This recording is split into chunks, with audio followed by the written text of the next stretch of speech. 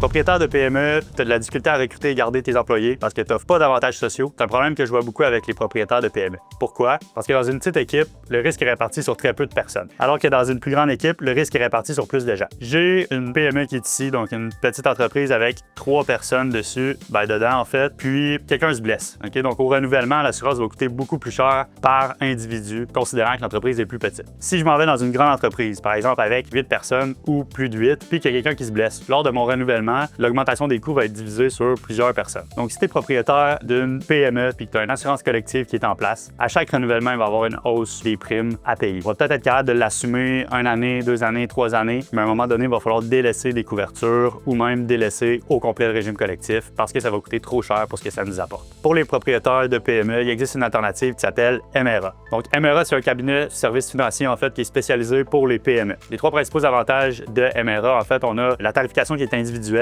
la possibilité à l'employeur de cotiser ou pas, puis on a également le retour des primes pour les